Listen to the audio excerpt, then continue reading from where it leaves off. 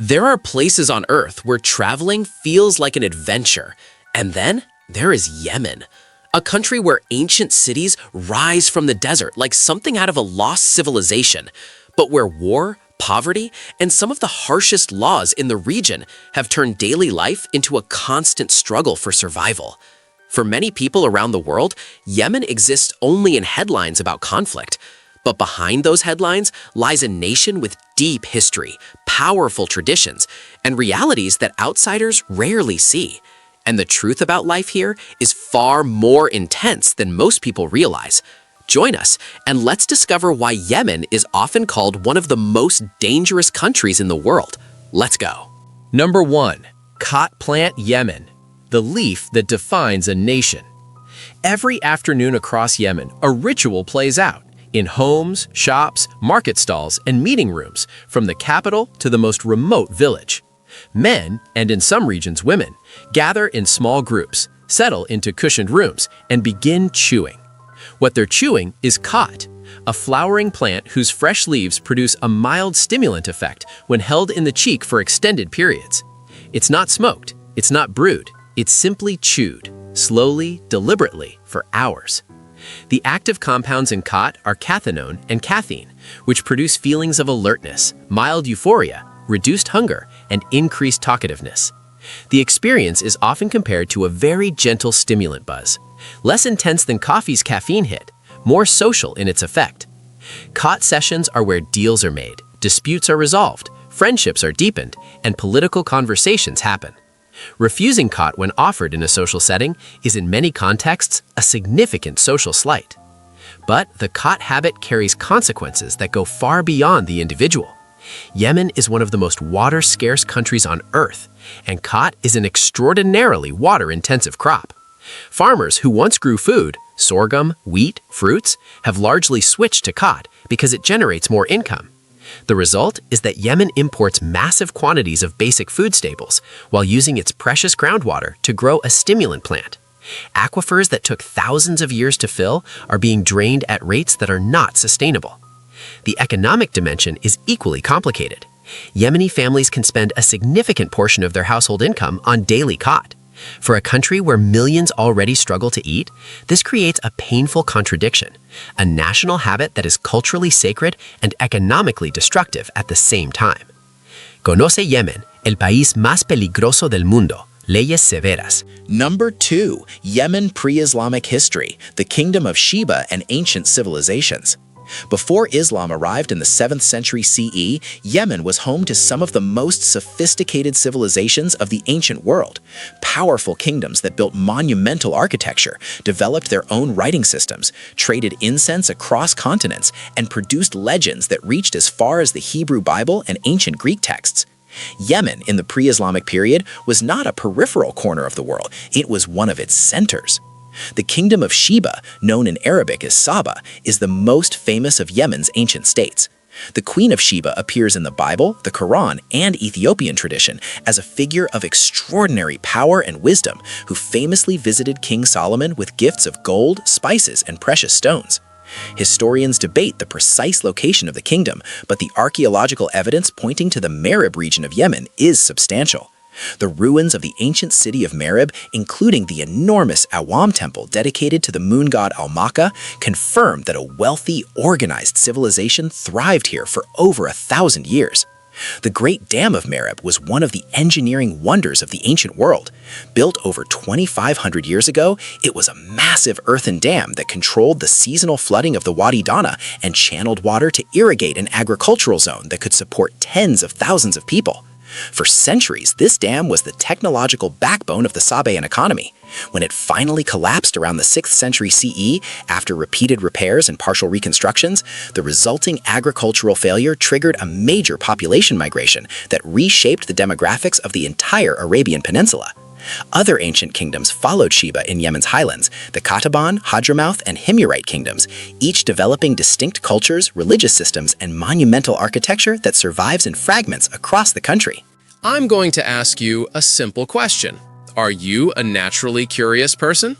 If you're watching, I'm pretty sure the answer is yes. This space is made for people like us. To ensure you're always part of this community and receive all our latest discoveries, you just need to do one thing: subscribe to the channel. It's the best way to stay connected with us.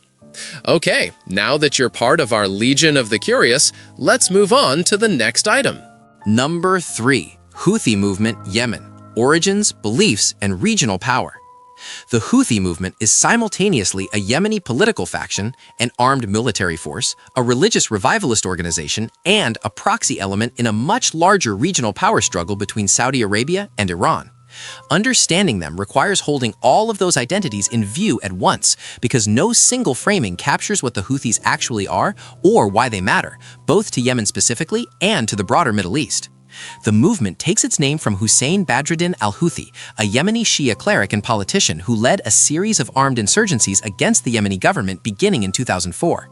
He was killed by Yemeni government forces that same year, but his movement survived, absorbed new fighters, developed its ideology, and grew steadily through the political chaos of the Arab Spring years. By 2014, it was powerful enough to march on Sana'a and take the capital with relatively little resistance. Houthi ideology draws from Zaydism, a branch of Shia Islam historically rooted in northern Yemen. But the movement has layered onto that religious foundation a militant anti-American, anti-Israeli, and anti-Saudi political stance that echoes Iranian revolutionary rhetoric, most visibly in their slogan, which translates roughly as "God is great, death to America, death to Israel, curse on the Jews, victory to Islam." That slogan appears on flags, walls, and Houthi-controlled media across northern Yemen. Since October 2023, the Houthis have significantly expanded their global profile by launching drone and missile attacks against commercial shipping in the Red Sea, claiming solidarity with Palestinians in Gaza. Those attacks disrupted global trade routes and triggered military responses from the United States and United Kingdom, transforming a previously regional conflict into something with direct global economic consequences. Number 4. Yemen geography, mountains, deserts, and strategic location. Tucked into the southern tip of the Arabian Peninsula, Yemen sits at one of the most strategically loaded corners of the planet. To the north lies Saudi Arabia, to the east, Oman, and wrapping around its coastline, the Gulf of Aden and the Red Sea. That combination of neighbors and water routes transformed Yemen for centuries into a commercial bridge between the East and Africa. Merchants, traders, conquerors, they all pass through here. But that same geography that once brought prosperity now makes Yemen the target of regional power struggles that show no signs of stopping. The country covers over 527,000 square kilometers, and within that territory, you'll find an almost impossible variety of landscapes. Endless sand dunes stretch across the north, shaped and reshaped by constant desert winds. Stone canyons cut deep into the earth in the central regions. Hidden oases offer brief pockets of life in otherwise lifeless terrain. And fertile zones in the highlands contrast dramatically with the scorched lowland plains. Running through the interior, a chain of mountains extends from north to south, forming the spine of the country.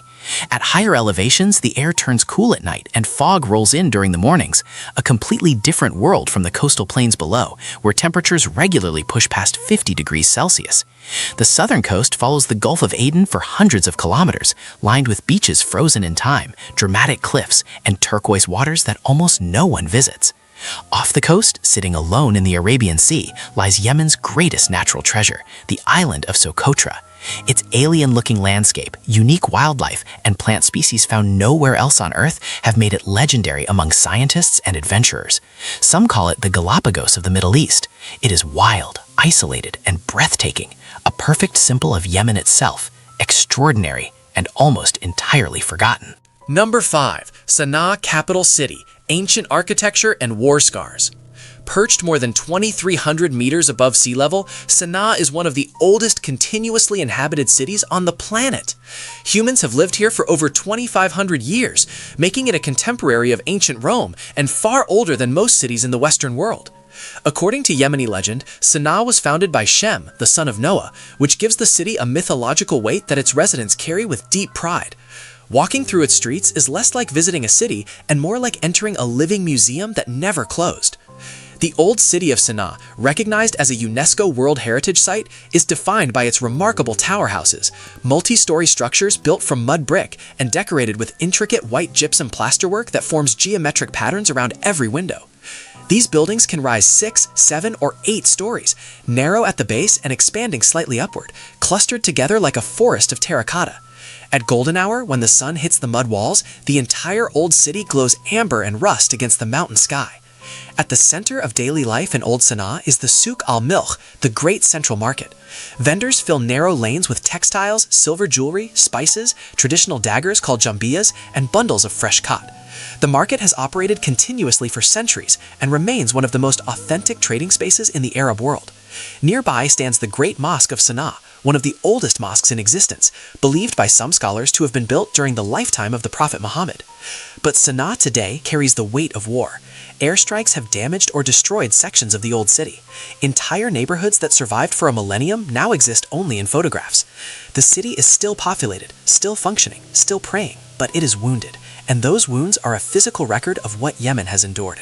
Number 6. Yemen polygamy and marriage traditions: gold, honor, and commitment. Marriage in Yemen is not simply a romantic event. It's a social contract, an economic transaction, a religious obligation, and a statement of family honor, all happening simultaneously. And for a country where poverty is widespread, the cost of marriage alone can be financially devastating for most men. Before any ceremony takes place, a man must provide a dowry called the mahr, which is non-negotiable under Islamic law and Yemeni custom. The mahr typically includes gold jewelry, livestock, clothing, and a sum of money. In some tribal regions, the amount requested by the bride's family can be extraordinarily high, enough to take years of savings or require the man to take on debt. The result is that many young men simply cannot afford to marry until their late 20s or 30s, if at all. The dowry system is meant to honor and protect the woman, but under the pressure of poverty, it often delays family formation significantly. Polygamy is legal under Yemeni law and permitted under Islamic tradition. A man may take up to 4 wives, provided he can treat each one equally in terms of emotional attention, financial support, and living conditions. In practice, maintaining multiple households is an enormous financial and logistical challenge. In urban areas, polygamy is relatively uncommon precisely because the cost of supporting more than one family is simply out of reach for most men. In rural and tribal areas, the picture is different. There, polygamy is more accepted and more practiced, often tied to alliances between families or communities. Marriages are frequently arranged by parents with little or no input from the woman involved. The union seals relationships between families, not just individuals. Within that system, love may or may not develop, but loyalty, duty, and honor are expected from the very first day. Number 7. Tawakkul Karman Nobel Prize Yemen, the woman who shook the Arab world. In 2011, a Yemeni woman named Tawakkul Karman became the first Arab woman and the youngest person to win the Nobel Peace Prize. She was 32 years old. She had been sleeping in a tent in the middle of a protest square in Sana'a for weeks, organizing demonstrations against the government of President Ali Abdallah Saleh during the wave of uprisings known as the Arab Spring. The Nobel Committee described her as one of the driving forces behind the non-violent struggle for peace, democracy, and women's rights in Yemen. In a country where women were legally required to have male permission to leave the house, a woman had just won the world's most prestigious peace award. Karman had founded an organization called Women Journalists Without Chains in 2005, using it as a platform to advocate for press freedom and political rights in a country where both were essentially non-existent. She organized weekly protests in Sana'a years before the Arab Spring began, getting arrested multiple times and released each time under pressure from the public attention her arrests generated. When the wider regional uprising began in early 2011, she was already one of the most recognizable activist voices in the country. Her Nobel Prize announcement shocked Yemeni authorities and much of the Arab world. Conservative religious figures criticized the decision, arguing that a woman who appeared publicly without a full face covering should not represent Islamic society on a global stage. Karman responded by continuing exactly what she had been doing. Her trajectory since 2011 has been complicated. She later joined the Muslim Brotherhood-affiliated Islah Party, and her political positions have drawn criticism. But her place in history as a symbol of Yemeni women's capacity for defiance in impossible conditions remains undisputed. Number 8. Yemen laws, Sharia, punishments, and social control. Few legal systems in the modern world are as severe as the one operating in Yemen. The country runs on Sharia, Islamic law, and it governs everything from criminal penalties to how people are allowed to dress, speak, and interact in public. There is no separation between religion and government here. Every law is framed as a divine command, and breaking it is treated as both a criminal offense and a sin against God. Public displays of affection between unmarried people are prohibited. Any romantic or sexual relationship outside of marriage is classified as a crime. In the most conservative regions, those found guilty can face flogging, imprisonment, or worse. Homosexuality is illegal across the country and punishable by long prison sentences, and in certain areas, by death. The law is clear, the enforcement is real, and there are no legal exceptions. Alcohol is completely banned. Anyone caught drinking in public can expect arrest and physical punishment. The approach to theft follows an equally hard line. First-time offenders face imprisonment, but repeat offenders can have a hand amputated in a public setting, designed as both punishment and deterrent for the broader community. The death penalty is applied in cases of murder, drug trafficking, and blasphemy. Criticizing Islam, expressing doubt about the Prophet Muhammad, or leaving the Islamic faith, even privately, is classified as apostasy, one of the most serious offenses in the legal code. Declaring yourself an atheist puts you at serious legal risk. Freedom of the press is essentially non-existent. Journalists, bloggers, and anyone posting content that challenges religious norms or government authority can be arrested without warning. For most Yemenis, these laws are not experienced as oppression. They are understood as the natural order, the will of God translated into rules for human society. The severity is accepted not through fear alone, but through belief. Number 9. Yemen population, survival, faith, and daily life. Roughly 35 million people call Yemen home, making it one of the most populated countries on the Arabian Peninsula. But population size is where any comparison to prosperity ends. Yemen is also one of the poorest countries on Earth, and the gap between the number of people living there and the resources available to support them is staggering. Millions lack access to clean water, basic healthcare, and any form of structured education. In large parts of the country, hunger is not an occasional crisis, it is a daily condition. The child malnutrition rate in Yemen is among the highest recorded anywhere in the world. War has taken what was already a fragile system and shattered it entirely. Families that once relied on farming now depend on humanitarian aid just to get through the week. In remote mountain villages and isolated desert communities, life continues on rhythms established centuries ago, growing crops by hand, raising goats and camels, living inside stone and mud homes built without modern tools or materials. Yemeni society is deeply patriarchal and religious. Men hold virtually all formal positions of authority as providers, decision-makers, and guardians of family honor. Women face some of the most severe social restrictions in the Arab world. Leaving the house alone is not permitted in many regions. Traveling without authorization from a male relative is illegal. And in conservative areas, full body coverings including the face are required in public, not as personal choice, but as legal and religious obligation. Islam is practiced by nearly the entire population, divided between Sunni and Shia branches. But in Yemen, faith is not merely a personal matter. It is the framework that structures daily life, law, and identity. The call to prayer echoes 5 times each day across every city, village, and valley, a constant, audible reminder that in Yemen, religion and existence are inseparable. Number 10. Al-Saleh Mosque, Sana'a, Yemen, the largest mosque in the country. In a country with over 50,000 mosques, building one large enough to stand apart from all the others requires extraordinary ambition. The Al-Saleh Mosque in Sana'a achieves exactly that. Completed in 2008 and named after then-President Ali Abdullah Saleh, who funded its construction personally, it is the largest mosque in Yemen and one of the most architecturally significant religious buildings in the Arabian Peninsula. It covers an area of roughly 22,000 square meters and can accommodate over 44,000 worshippers at a single prayer, an almost incomprehensible number for a country of Yemen's economic profile. The mosque's exterior is defined by 6 minarets rising to 90 meters each, surrounding a central dome of white marble that glows at night when lit from below. The design draws from classical Islamic architecture, pointed arches, geometric tile work, calligraphy panels running along the interior walls, but executed at a scale that makes even the most experienced visitors pause. The prayer hall interior uses white and gold throughout, with enormous chandeliers suspended from the dome, casting warm light across thousands of prayer rugs. Attached to the mosque complex is an Islamic school, a library, and facilities for religious study that continue operating regardless of the political upheaval surrounding the institution. The mosque was named for a president who was assassinated in 2017 by the same Houthi forces he had once allied himself with, a sequence of events that loaded the building with complicated political meaning. Some called for the name to be changed after his death. Others argued the structure should be judged independently of its patron. During the war, the mosque became a reference point in discussions about what Yemen's cultural and religious institutions might look like in a post-conflict reconstruction, assuming that reconstruction ever comes. Number 11, Dar al-Hajar Rock Palace, Yemen, the house built on a rock.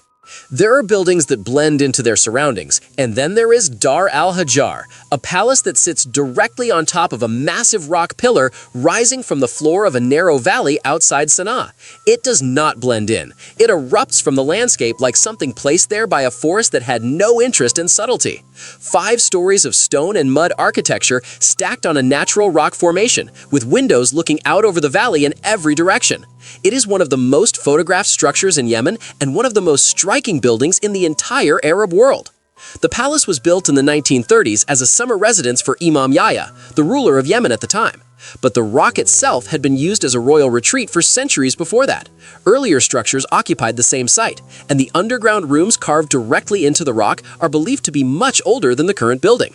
The Imam used the palace to escape the heat of Sana'a during summer months, and the location proved ideal. The elevation creates natural ventilation, the rock walls stay cool, and the surrounding valley provides fresh air that the city below cannot. Getting into Dar al-Hajar requires climbing a narrow staircase that spirals through the interior of the rock itself, carved directly into the stone, leading upward through chambers that served as storage, then guest rooms, then living quarters, then the Imam's private spaces at the top. Each floor is smaller than the one below, following the natural taper of the rock. The views from the upper rooms are extraordinary, a panoramic sweep of the valley, palm trees below, mountains in the distance. Before the war, this was one of Yemen's top tourist destinations. Today it stands largely empty, preserved by its own inaccessibility. Number 12. Hadramaut Valley, Yemen, ancient civilization in the desert. Deep in the eastern interior of Yemen, carved over millions of years by wind and water into a plateau of sandstone and limestone, lies one of the most dramatic landscapes in the Arab world, the Hadramaut Valley. This is not just a geographical feature, it is the historical homeland of one of the most widespread diaspora communities in the Arab world, a civilization that generated scholars, traders, mystics, and merchants who spread across Southeast Asia, East Africa, and the Indian Ocean world for centuries. The valley itself is extraordinary in physical terms. The wadi, the Arabic word for a dry river valley, drops sharply from the surrounding plateau, with cliff walls rising hundreds of meters on either side.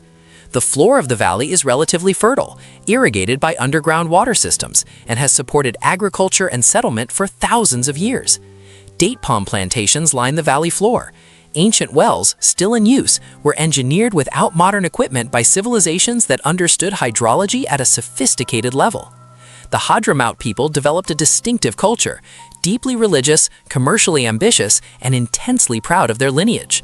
Hadramaut traders settled in Zanzibar, in the Swahili coast of East Africa, in India, in Indonesia, and in Malaysia, bringing with them their language, architecture, religious practices, and economic systems. Many of these communities still identify as Hadramis centuries later. Osama bin Laden's family traced its origins to Hadramaut, a fact that brought unwanted international attention to a region that had lived quietly with its ancient identity. Today, the valley is largely cut off from international visitors due to the war.